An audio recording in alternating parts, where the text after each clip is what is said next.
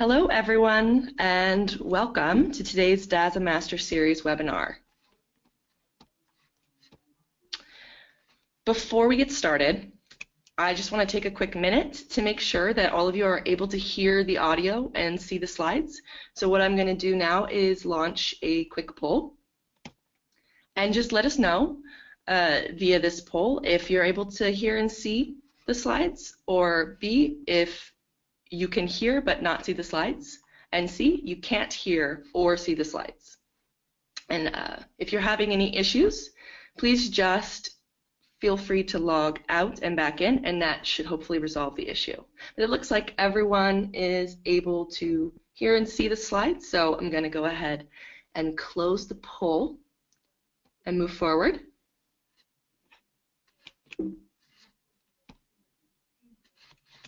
Okay. Again, welcome and thank you all for joining us today. First, I want to introduce myself. My name is Kimberly Betty, and I'll be the host and moderator today. I am the marketing lead for the DevOps Agile Skills Association, also known as DASA.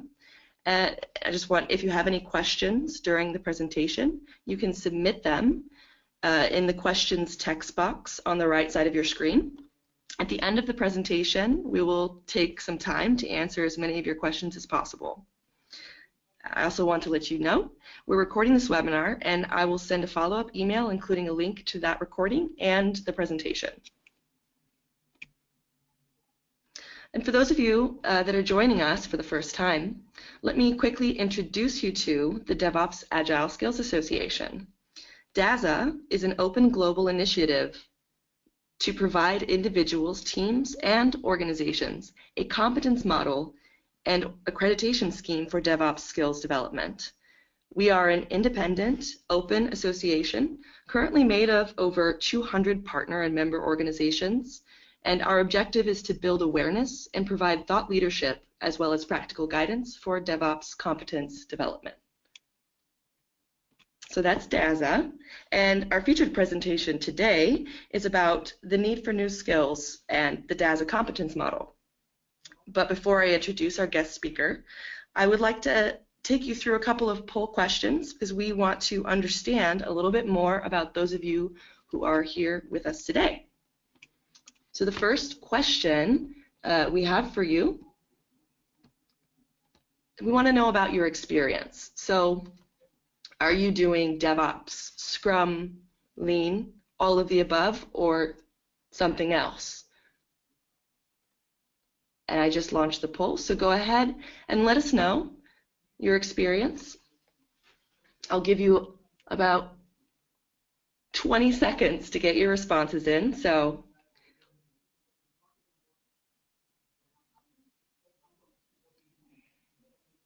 all right, we have almost everyone. Almost everyone has given their responses. A couple more seconds. All right, I'm going to close the poll and share the results with everyone. So it looks like, based on these results, a lot of you are doing all of the above: DevOps, Scrum, and Lean. Many of you are, 20% of you are doing Scrum only, and we have a small portion of you, about 16%, doing none of these things and potentially something else. Okay, so we have one more question, so I'm going to move forward to that one. And we want to understand what domain are all of you working in. So are you in operations, are you in development, business, quality assurance, or are you somewhere else in the business? And I've just launched the poll. So go ahead and respond and let us know.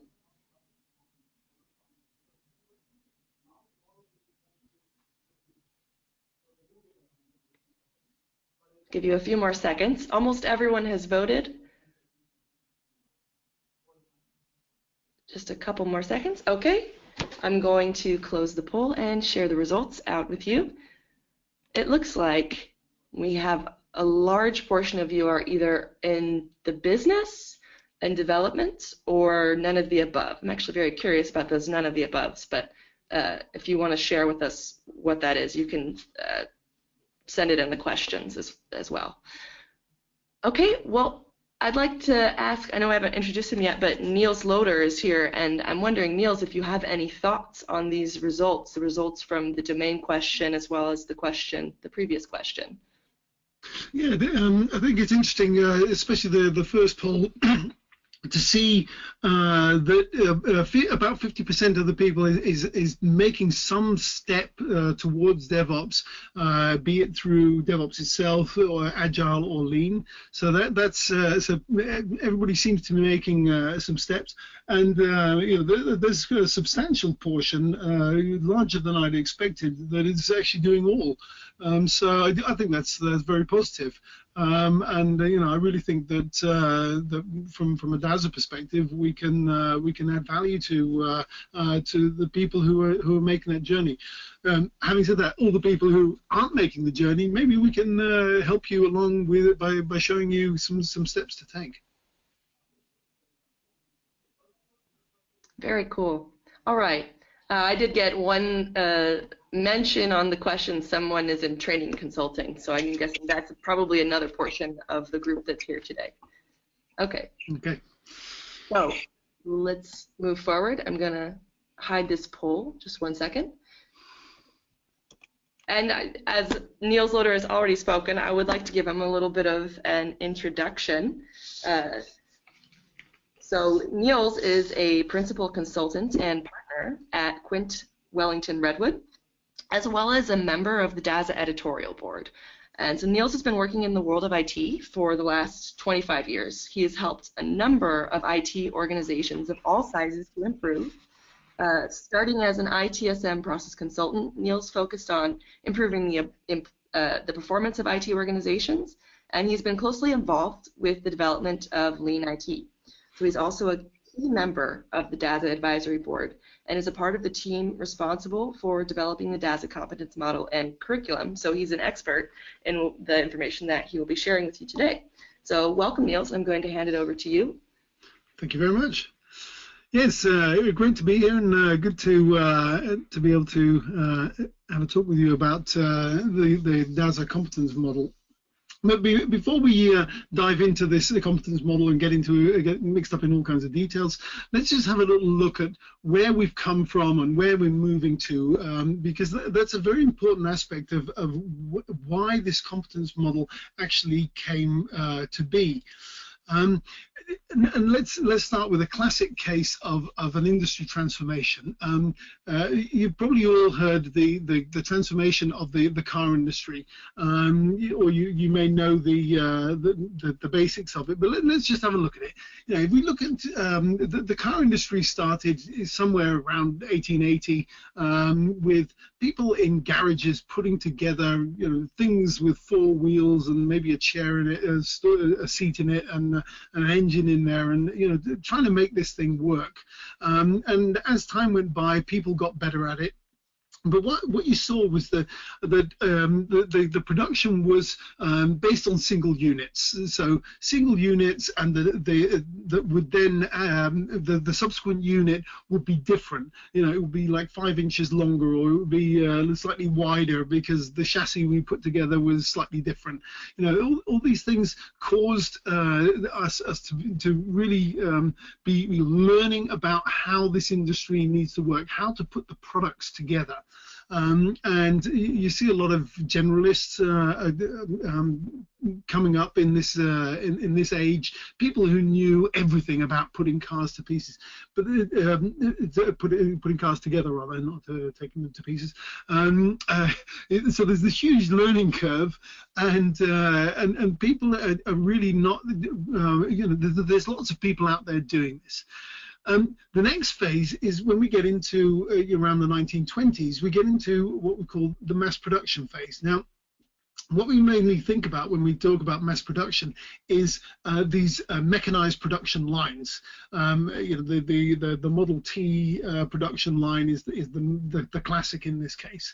But the key thing to mass production is specialization and coordination. So we want people to come in, be able to do the left rear wheel excellently and quickly, and we don't want to train them up very much. We just need them to do that single job. And then all the things that need to be done around it will be coordinated by specialist engineers or more generalist engineers rather, and later on this turned into a kind of management role. And so the characteristics is really that there's this really short learning curve.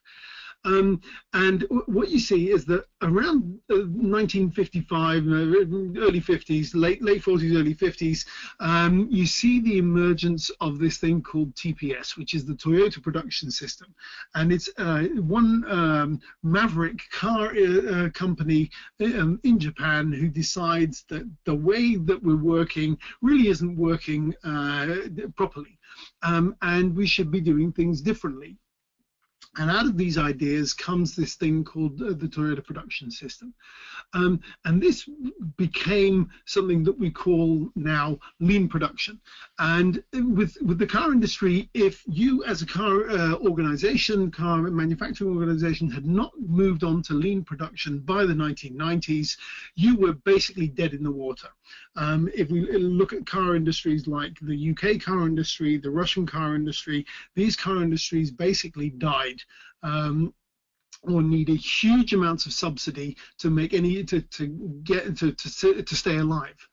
Now, the characteristics of lean production are that we focus very much more on the flow of value, of making sure that we understand what does our customer want and try and produce that as quickly as possible.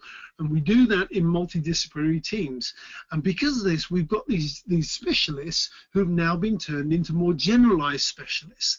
But this doesn't mean that you need to learn more. You need to understand more about how the product needs to be created and how it needs to flow through our production facility. So these are the things, these are the phases that the car industry went through. Now, moving forward to our industry, the IT industry, we see a very, very similar kind of transformation happening.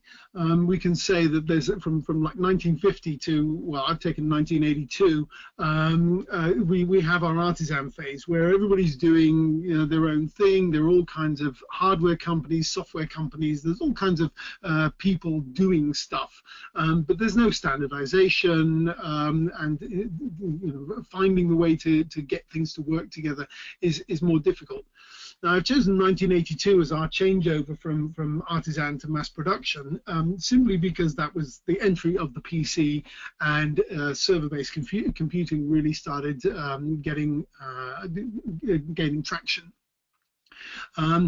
And this phase of our existence lasted until about 2010, and really we're now at the phase of our development where IT is moving from its mass production phase to its lean production phase. Now, if we look at the kind of models that we've been working with, ITIL, for instance, is a classic example of a mass production artifact. It describes how what specialist things need to happen, and it describes how we coordinate things, particularly through service managers and process managers and all these kind of roles. Now, as time went by, we started to get better at understanding how our business works, and we start to see that there are other possibilities. And already in 2002, we're seeing the Agile Manifesto arrive, and really the Agile Manifesto is the application of lean principles to software development. Now, applying lean principles to one part of the IT industry is great. I mean, it's a good start, and it's important, and there were very good artifacts that came out of that. Things like Scrum are real additions to what we do within IT. But really what we're doing is we're looking at one part of IT and we're not looking at the whole value chain.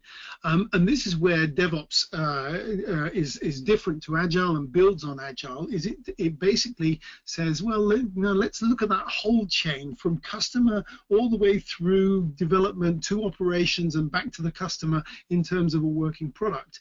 And really DevOps is nothing more than our word to describe the application of lean principles to the IT world. So really what you're seeing is from 2000 onwards it started to grow, but really from 2010 onwards you see that basically the fundamentals of IT has become lean. Lean IT is really what it's all about.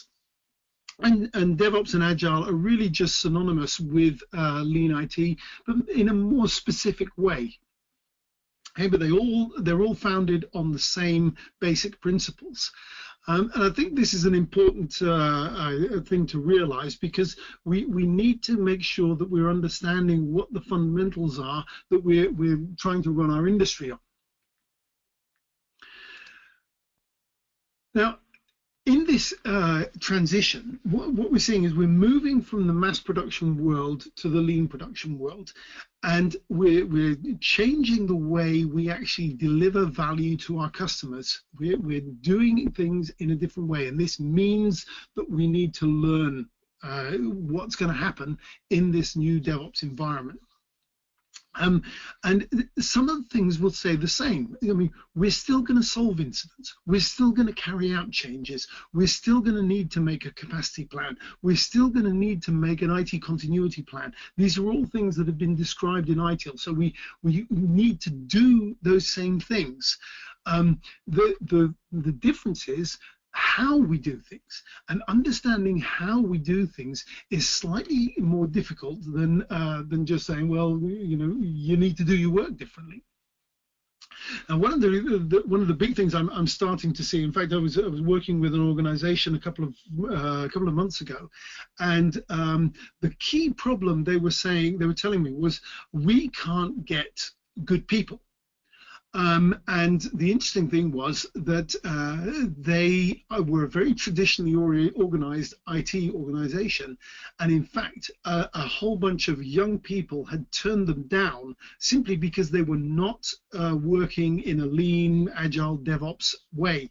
And this is more and more the way of working, the method of working that people want to be in, and they want to be involved in. And this is something we recognized a couple of years back when we were working on starting up DASA, and we were looking at what is the market actually asking for, what does it need. And this is where our idea for a competence framework started. So we're seeing that there's this huge need for understanding of new skills. What does it mean for me as an organization? What does it mean for me as an individual to actually work in a DevOps way? And the key question we needed to answer was, well, what competencies do I need to flourish in the DevOps world? And this is really the question that I'm going to try and answer for you in the next about half an hour. And I'll try and take you through that, about the thinking that we had behind each of the choices that we made. So on the one hand, we have IT organizations, and these organizations are trying to move themselves into the new way of working, into a way that will support IT organizations or support businesses in a much more effective way. Because the speed with which things are changing at the moment is a huge threat to a lot of businesses, and in fact a lack of investment in your IT organization and really turning it into something that is high performing and much closer to the business is almost a necessity these days. You can't get away with having a poorly performing IT organization anymore. It just doesn't work like that anymore. IT is so embedded in everything that we do, even entrenched industries that really have a low level of automation, will be disrupted by some organization that has a better IT organization, that has a more responsive IT organization that can do more with the technology that's available to everybody. Okay, so we have this demand coming from the IT organizations, and on the other hand, we have a supply. We have a supply of IT engineers, and the question is, who's going to work where? And this is what the DASA competence framework is all about. The idea is that an IT organization can actually identify what they need based on the competence framework. And an IT engineer can say, well, look, this is my profile. Do we match? At least from a profile perspective. There's always the personal perspective that needs to match as well. But basically, you can do a much clearer demand and supply of this of skills in the new in this new world. Okay, so just looking at the goal of DASA, we have a number of things, but the key thing of what we're trying to achieve is to provide a service to the industry. We're trying to create a standard that people can refer to when it comes to knowledge and skill development, and make sure that there is training based on a standard competency framework. That is really the key that we're trying to achieve, so that people know where they're going, so that they've got something to strive for. This is really where we want to go, because we can talk about DevOps engineers, and many people say, oh, you know, there's no such thing as a DevOps engineer. You know, it's you can have you need to know so much, you know, especially if you're a so-called full stack engineer, which is even more of an impossibility. You know, you need to know your systems, your coding, your design, your empathy, everything all together, and that will make you, you know, this mythical DevOps engineer person. Well, yeah, you know, there are so many ideas out there, that we try to demystify it and just say, well, this is the starting point that everybody can work with, and obviously as time goes by, if the requirements change, then let's look at how they will evolve over time. Having said that, we've been using the framework for the best part of a year and a half now, and it's been used at a number of companies, and we found that there's a lot of recognition that DevOps engineers or people working in a DevOps environment, let's put it that way, they have a lot of recognition in the model. So let's just have a look at this model. What is it? What we've basically said is that a DevOps team exists or contains two broad roles, and in fact there's a third role coming up, but there are three roles. But in the team itself, we generally say, okay, you've got people who are more related to or more interested in what we've called the specify and verify role, and people who are slightly more interested in the create and deliver side. Specify and verify has to do with really the front end, making sure that we understand what the customer wants, and create and deliver is all about actually doing the development and operating the actual service. We also have a role called enable and scale, but I'll come to that one in a minute. So let's just look at those. The specify and verify role is generally a role. It includes four knowledge areas. Basically, we call business value optimization, business analysis, architecture and design, and test specification. And really, what you see is that this is the profile that people will move towards who've been in functional support, user support. You know, they've been business analysts, QA, these kind of roles, and really they've had a lot of experience in dealing with customers, in translating customer value to features and stories that need to be created. They understand how customers actually use the service and are good at understanding how they can help people to use the service a lot better.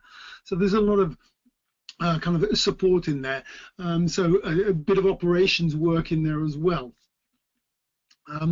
So let's just go through these knowledge areas and look at what they're really about. Business value optimization is all about really truly understanding what's going on in the business, with the business process, understanding those business rules. One of the interesting things that you find is that good application support people sometimes know more about the business process and the business rules than the business itself, simply because they've been involved in programming these things, or at least configuring them in the system. So they're also able to identify improvements. And this is really the area you'll probably hear the word biz DevOps, meaning business development and operations. And this is where we kind of include the business into the team. So really what we're saying is that the person or the people carrying out this role don't necessarily have originally needed to come from the IT department. Some people may actually have come from the business and may join a DevOps team to provide the necessary competencies in this area. So business analysis, this is one we know quite well, and it's all about being able to really analyze business processes and particularly information flows. And this is something that I've found over the years to be slightly lacking within the business itself, and where IT people can help very much in that they the flow of information and how it actually gets processed through information systems effectively is quite it's a skill in itself. So business analysis is something that really needs to be developed to quite a high level of expertise within a DevOps team. And it's all about being able to, again, improve that service and create the value that the customer needs, and really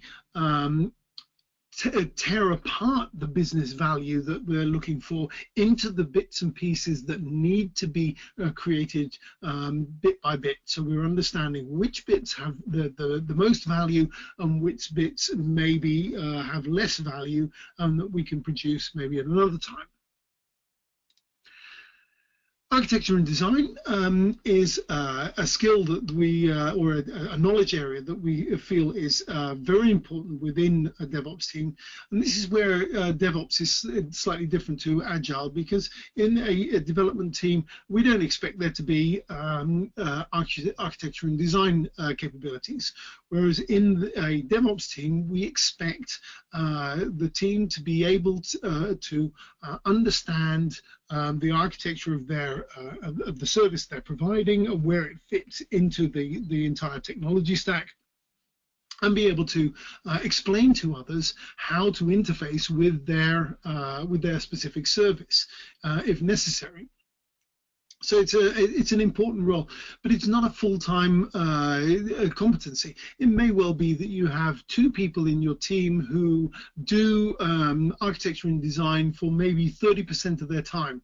And why do you need two people? Well, if one of them's on holiday, then you'll need the other person to make sure that the process of a workflow continues to happen. Because that's really the most important thing when we're talking about DevOps. It's making sure that work continues to flow as quickly as possible through the organization to the customer. And again, getting back to our brief discussion on Agile, DevOps, and Lean, flow is one of the core principles of Lean, and this is really what DevOps is looking to optimize in every possible way, using automation, using organization, using any resource that we have at our disposal. So The fourth one in the specify and verify profile is what we call test specification. Now, what we found is that methods like test-driven development are in fact very, very useful for defining how we're going to develop things and what we're going to develop. And this is something that needs to be done up front. We need to know whether the new functionality will meet the needs of the users. And we do that by actually creating the code or creating the tests first so that we know which outcomes are necessary. And this is, again, a slightly different way of thinking to what we traditionally see within particularly waterfall ways of working. And we kind of think up the test, and once we've done most of the development, then we get people into to work out the tests. We want to specify the tests up front. Why? Because we want to be able to automate them as much as possible. So those are the first four knowledge areas. We then have another set of knowledge areas that are associated with our create and deliver profile. The create and deliver profile particularly focuses on programming, on continuous delivery, infrastructure and engineering, and security, risk, and compliance. These are really the areas that that are bundled together. And here you see that people who've worked in security, operations people, developers, the really technical people will primarily find their roles in this area. And really the key here is this is where everything is actually created and delivered to the customer. Which is, I suppose, is why we chose the name as create and deliver. So we're making sure that but also things like capacity planning need to be in here. All the availability planning, IT service continuity planning. These are all things that are in this area of or in this profile. So programming is a core competency, and the thing is it's primarily in the create and deliver role. But we found that in fact everybody within the DevOps team needs to have some basic knowledge of programming. You need to be able to understand the code that has been written by a colleague. You don't necessarily need to be an expert in modifying it and doing wonderful things with it, but at least understanding what it says. This is an important skill for in fact everybody within the team. Okay. Why is this so important? Because in the end, everything is code. Even your infrastructure, especially your applications, all your interfaces, everything is these days is based on code, and it's all about code that goes through a continuous delivery pipeline. So somewhere along the line, you will be confronted with software code at some point in every single day of your working in a DevOps team. So continuous delivery is all about understanding the process, the key IT process from development through to production. And continuous delivery is all about automating that process and knowing how that works as much as possible. And the continuous delivery may sound like it's all about putting together tools and getting a nice pipeline together, but it is in fact more about behavior than anything else. It's more about understanding the end-to-end delivery of value than actually automating that process. Because if you don't understand what needs to happen, then you won't understand how to automate it properly. And what do I mean by in this area is things like understanding why you need to have version control. Now, in the olden days of ITIL, we had the configuration management database, and in fact, in the current day, we still have configuration management databases. And one of the classic problems that we've always had was keeping this thing up to date. And what you see is that if you're going to work with a continuous delivery pipeline and you're going to work with continuous delivery as a concept, you need to have your version control absolutely at a perfect state. You need to know what version of what software is where at what time. And this is a behavioral thing. Because it won't all be automated from day one, so you will need to know what behavior, it will need to be supported by behavior first. And having the discipline and the rigor to follow the process of when you make a mistake, go back to the beginning and start all over again. Don't just fix it halfway through the process and then continue, but you need to go back to the start, having fixed the problem area and then move through again. And these are very important aspects that need to be understood. So we have people in the team who are monitoring whether the whole team is actually exhibiting the right behavior. Infrastructure engineering, obviously, the automation of technological environments. This is slightly different to actually creating application code. It's all about having a good understanding of the underlying infrastructure technology.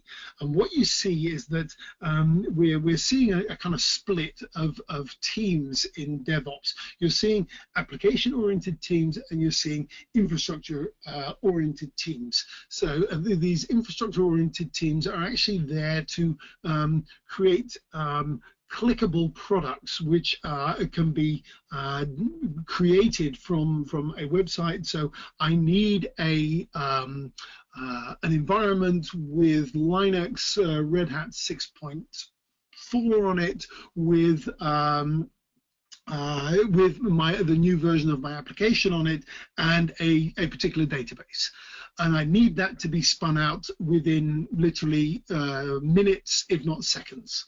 And these environments will be created by specialists, DevOps teams at an infrastructure level, but it's important for the application teams to have that infrastructural knowledge to understand what they're actually asking for and make sure that it's the right thing. And last but not least, we certainly need to have security, risk, and compliance in our team. And security, risk, and compliance is another way of saying we need to build quality in at the source. And quality at the source is really a very lean term. It's all about making sure that every step along the way, we are making sure that any errors are signaled, are understood, and we turn those problems into an improved quality in our process. And the interesting thing here is that you'll hear the words, a variant on the DevOps theme in terms of DevSecOps. Well, we believe that security is already included in the whole DevOps word, as we saw with business as well. It's included in DevOps. You need it to make your team valuable to the customer from the get-go. So in terms of knowledge, what we need is for us to have a successful DevOps team, we need to have all of these knowledge areas at the right level. And I'll come to the levels in just a little while. The other part of the competence model is really in a broad way about leadership, and we call it the enable and scale role, and it includes what we've called the skills. And I'll describe those in just a minute, but it's really all about making sure that we can coordinate and organize ourselves and that we have an understanding of what behavior is necessary to create this DevOps transformation and to sustain it. So enable and scale, as I said, it includes our skill areas. These are courage, team building, DevOps leadership, and continuous improvement. And in the competence framework, we actually split each of those into two categories. One is the skill for leadership and the skill for a team member, because they're slightly different. With team members, we need to have them focusing on building a team together, and leaders need to be looking at how do we create a team of teams, basically, and how can I help to develop or how can I help a number of team members to actually create a team together? So it's more a facilitating aspect. So in the model, which you can download from the website, you can see how this is slightly different. So what's team building all about? Well, team building is all about making sure that we bring a small number of people together who have complementary skills and knowledge, and who are committed to a common purpose, which is to develop and deliver a service to customers. They set their own performance goals, and the great thing about DevOps teams is they hold each other mutually responsible. And this is something special that you see happening in DevOps teams that really start to work well, is the team really corrects itself and helps to move the performance to a higher level.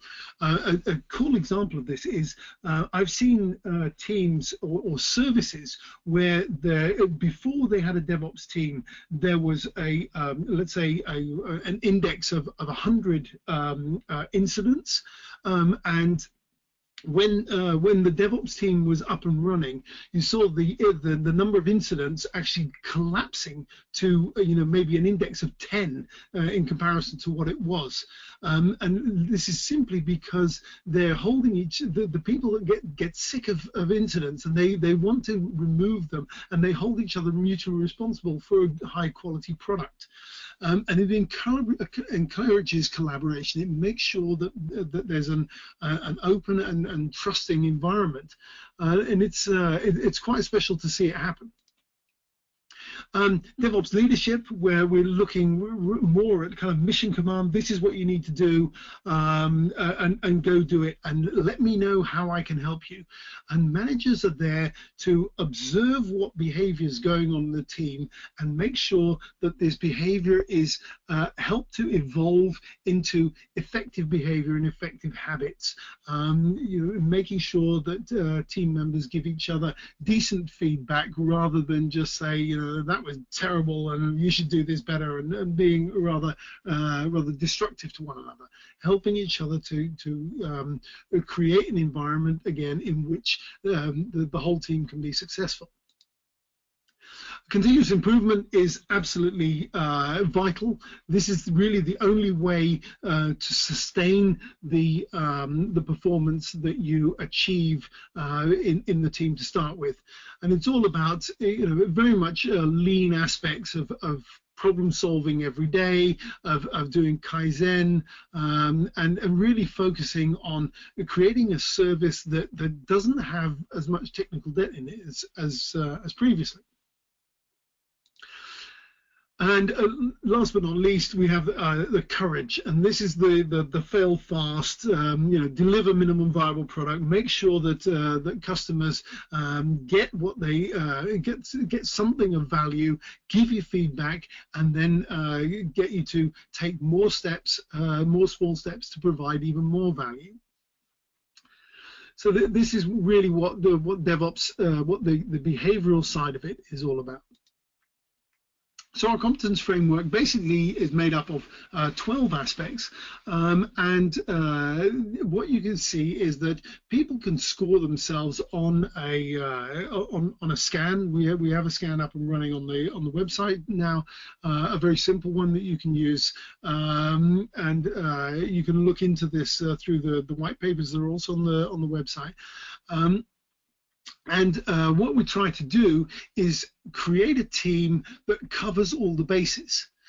So we're looking for a team of somewhere around 7, 8, 9 people who together have full coverage of all this knowledge and skill areas, and make sure that we have it, that each person has some form of backup. And this would be a great start to a team. Now, initially, when you put a team together, you find that there are areas missing, or we don't have the knowledge or skills at the right area, at the right level. And this is so now we know which areas we need to work on together. So basically, we start with the novice level, and we're trying to get people up to master level. And what we're looking for in a basic DevOps team is that they have all of the areas covered at level 4. The DevOps fundamentals training that DASA provides will get everybody to level 2 on this scale, and then it's all about building specific technical skills to go on top of that. So there's the DevOps maturity model is also available. We described each of the skill areas and knowledge areas, and what they describe and what they need to look like. So this can help you along the way to helping to understand how to formulate the demand you have for people in the team, and for people for individual engineers, to be able to explain what they can supply to a team. So let's just have a little look at a journey. Let's have a look at Bob. Bob's a tester. He's been working within IT for 4 years.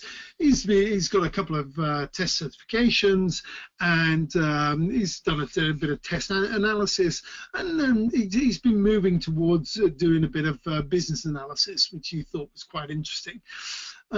So what he'd do was is first kind of do a DASA competence framework scan, and he scores himself and gets a particular profile, and he's trying to find his way in the organization, which is changing. It's becoming a more DevOps, they've announced that they're going to put him into a DevOps team, and he needs to kind of know what he's going to do. So Bob gets assigned to a DevOps team, and he really, having looked at the profile and having looked at all the possibilities, he's kind of decided that his ambition is more in the specify and verify side of things, dealing with customers on a day-to-day basis. But really, his profile's lacking a number of aspects, particularly architecture and design, test specification. Something that he's able to add value to the team, but in other areas he's a bit low.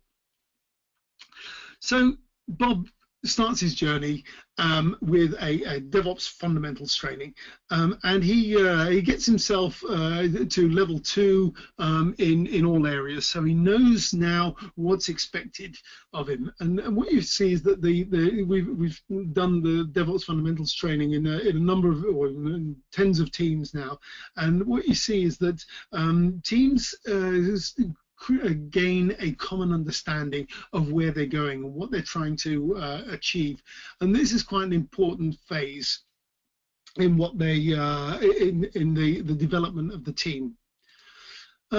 Then Bob starts working and does bits and pieces in the team, and the team realizes that they need some more capability in the area of business value optimization and business analysis. And Bob sticks up his hand and says, "Hey, I'll do some of that."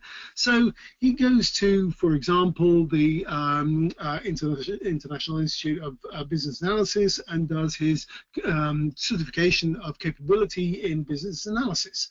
So he gets a step further in that area.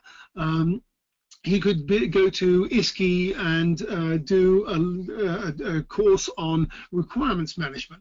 Now, these are various additions that DASA does not provide because they are provided elsewhere. DASA only provides certifications where it sees that there are really things missing in the current curricula that are available. But obviously, business analysis is a known area, and you basically pick up your knowledge from the experts in that area. Bob continues to develop, and he'll do a lot of learning on the job in supporting his colleagues, especially things like business value optimization. There's not a lot of courses out there on how to do that. You need to really go and sit with the customer, look at how they're using the service, look at how they're using the systems, and really understand their processes. But having done that, having gained a lot of practical experience, he does a specify and verify specialization course, sorry, and increases his knowledge in business value optimization, business analysis, architecture and design, and test specification. As he moves on, he has more interactions with colleagues, and really wants to learn a lot more about the architecture and design side of things. So does a course on TOGAF, which gets him to a great level in architecture and design, and allows him to do more and more in that area. Maybe also a certified agile test-driven development training and certification to add on to his stack. And so Bob ends up with, after a number of months, maybe a year and a half, 2 years, with a kind of stack of trainings that provide his value to the team. So we've got a DevOps fundamentals, the DevOps practitioner, which focuses on the skill areas, and then his content courses that he'll take along the way. Now, there are a number of these kind of stacks that people can build, and obviously the profiles that we've defined are generic profiles, but everybody's free to build their own profile as required within the team. So if the team says, okay, well, we actually need business value optimization, business analysis, and programming, then you can build your own bespoke stack based on those 3 requirements of the team. And as over the years, the team composition may change as people move in and move out of the team, because this happens even though we talk about fixed teams, and then new gaps will arise, and there'll be new possibilities for people to develop. But this is really the journey. This is what we've tried to model and show how the DevOps competence, the DASA DevOps competence framework helps people, individuals on their journey, at the same time helping teams to develop as well. Now, that's really the story I wanted to tell you today. Kimberly, are there any questions? Thank you, Niels. It looks like we have a few questions that have come in. So I think we have quite a bit of time. We still have about 7 minutes left. So I'm going to go ahead and give you the first question. The first question is, has the DASA competence framework been used in practice? And what were the results? Yes, it has. And then this is where I'm just going to talk a little bit from my other role in terms of consultant, principal consultant for Quint Wellington Redwood. We've actually used this model with a number of customers, and one was particularly successful. One of the large Dutch banks. We came in with the model and with a competence with the scan related to this model, and we kind of helped 2 teams to work with it. They kind of liked this thing. So we went away, and literally a week later they called us again and said, well, could you come and help another 6 teams to use the scan, and can you help them out? Okay, so we came back and helped 6, and in fact within I think it was 4 months, we had 45 teams that were using the Competence scan. So on average we've got, say, 8-9 people per team, each of them filling out this Competence scan, us bringing together all these profiles and helping the teams to identify what knowledge areas do they need to improve on, and what skill areas do they need to work on. And this was an amazing result, and they were very, very happy with their ability to develop the team more quickly than they'd initially thought. And we see that the performance of teams that are using the Competence scan is in fact somewhere between 20 and 30% better than teams not using the Competence scan. So it really helps to accelerate the capabilities of the teams. So I've seen it work, and I've seen the value of it, and literally for 43 of the 45 teams, we did literally no marketing, no communication. It all came from the 2 original teams that did the scan first, which was a very pleasant surprise for us. Okay. And just a quick reminder to everybody who's still on the line, if you do have additional questions, feel free to add them into the questions tab on the right side of the screen. So the next question we have is, how does the DASA competence framework relate to ECF or SFIA? Yeah, we've done a mapping to particularly to ECF, the e-competence framework set up by the European Union. It tends to get used in Europe and I believe Japan a lot. I don't know whether it has used a lot in the US, but and this is a competence framework that very much looks at the things we need to do. So it's what we found in our mapping was that the whole skill area is very much underrepresented in ECF. The knowledge areas are well represented. That's not a problem at all. But we found that the need for the skills is a very, very big part of being successful in a DevOps environment, and this is why ECF will help to a great extent, because it'll tell you what you need to do, but it doesn't talk much about how you're going to do things. And this is where the real value of DevOps is, and I believe that there is a case for upgrading ECF. In fact, they could upgrade to the DASA competence framework if they wanted to. Okay, great. And we have a few more questions still. So the next question from Dunya is, how do you see the DASA competence scan in combination with DevOps teams working on COTS, software as a service solutions, so not traditional development teams? It works in the same way, except that things like programming will be less less important in terms of saying that you've got this software as a service, you need to be able to configure it, and that will be probably the sum total of the programming that you do. You would, and so it would be a lot less in terms of the actual detailed knowledge you need to have of things like continuous delivery pipelines, this kind of stuff.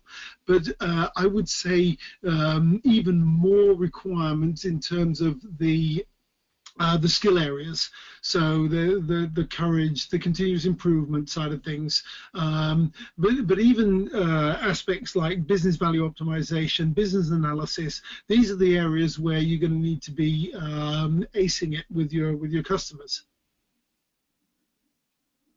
Okay, and we have a question specific to coding and scripting competencies. So Roll wants to know if, let's see if I understand this question. He wants to see if you see a big transition from admins to coders, and if there are enough coding and scripting competencies in the market to transform organizations to DevOps. Well, starting with the last one, it's starting to become an issue. Yeah, and I think you're right in saying that we're going to be moving towards more coders than admins. Admins, will still be relevant for many years yet, because we haven't transitioned all our services into easily codable systems yet. But it is a role that will be marginalized. So yeah, I think coding is going to become a core competence of pretty much anybody who wants to work in IT. You're seeing it already that the kids at school are getting programming lessons. It's something that's just going to start happening, and as it becomes more and more prevalent in the market, we're going to see that coding's going to get easier and easier. There'll be more and more support tools, more and more easier coding languages to support it. Okay, and we have, we're at the time, but I have one more question that I would like to ask from the audience. We have Orhan wants to know if the DevOps DASA maturity model is published and available. Yes, it is. There are two white papers. One that describes basically the broad strokes of how we came to our competence framework. There's a second one that goes into detail about all the bits and pieces of the competence framework. I think you can download a kind of PDF of the criteria per level, and as I said, I think there is a high-level scan that you can do currently, and we're currently working on a slightly more detailed one, but we wanted to get a simple version out so that people could already use it. I think that's live, or it's going live soon. Okay, so Niels, you got the jump on me, actually. I was going to plug these white papers next, you already shared. So, yeah, so thank you so much. As a part of the follow-up to this webinar, I'm going to be sending the link to these two white papers. So we have the Embracing Digital Disruption by Adopting DevOps Practices, and then the second one, which Niels was just referring to, the Need for New Skills, which has all of this information inside of it. So I will be sending that to all of you within the next week, along with the recording and a copy of these slides. So if you need to reach out to us for any reason at all, if you have any additional questions, or if you'd like to partner with DASA, you can reach out to either Niels or myself with this contact information. And again, you'll receive this PowerPoint with those emails. And I just finally want to thank everyone for coming. A special thank you to our presenter, Niels Loader. We really appreciate the time you've spent to share your expertise on the DASA competence model. And so, yeah, a quick note to our audience first. Once you sign off from this webinar, you should receive a request to take a brief survey. So we just want to ask you to please fill that out to help us improve in the future. Other than that, you'll receive my follow-up within a week. And Niels, if you have any closing remarks, you could go ahead. No, I do. Just thank everybody for joining. I hope it's been useful. I certainly know that the competence model is a very practical and useful model if you're moving towards DevOps. So please don't miss it out. Please make use of it. It's free. Yes. All right. Thank you so much, everyone. And with that, I'm going to close out this session. So I hope you all have a wonderful rest of your week. Thank you. Okay. Bye-bye. Bye.